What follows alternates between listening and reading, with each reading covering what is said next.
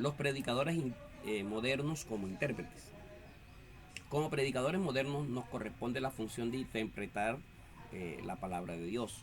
Nuestra responsabilidad es, uno, interpretar y comunicar la palabra de Dios. Debemos interpretar y comunicar la palabra de Dios de manera clara y relevante para nuestra audiencia. Y dos, ayudar a entender la voluntad de Dios. Debemos ayudar a las personas a entender la voluntad de Dios y aplicar la palabra de Dios en su vida. ¿Cuál es la responsabilidad del predicador? Bueno, la responsabilidad del predicador es, uno, ser fiel a la palabra de Dios.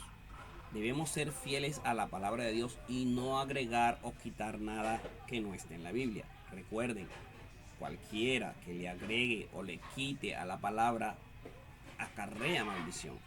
Entonces nosotros debemos ser fiel a esa palabra, constantes y fieles a esa palabra, no agregando nuestras propias interpretaciones.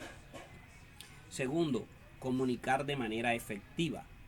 Debemos comunicar la palabra de Dios de manera clara y relevante para nuestra audiencia, para que todos puedan comprender lo que Dios quiere hacer, dar a entender para cada uno, cuál es el mensaje que Dios quiere darle. Y tercero, vivir de acuerdo a la palabra de Dios. Debemos vivir de acuerdo con la palabra de Dios y ser un ejemplo para nuestra audiencia. No vamos a predicar y no aplicar. Necesitamos vivir lo que predicamos. Si nosotros predicamos algo, por ejemplo amor, ¿cómo vamos a odiar?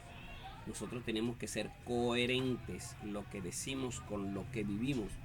Y esto es el tercer punto que estoy hablando, vivir de acuerdo a la palabra de Dios. Debemos vivir de acuerdo a esa palabra, debemos ser coherentes en lo que decimos con lo que actuamos.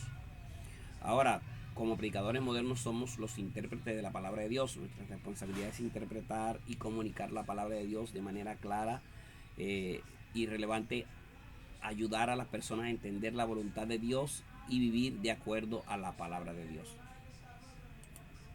Esas son nuestras funciones. Los escribas en el Nuevo Testamento. En el Nuevo Testamento los escribas eran expertos en la ley y la interpretación de las escrituras.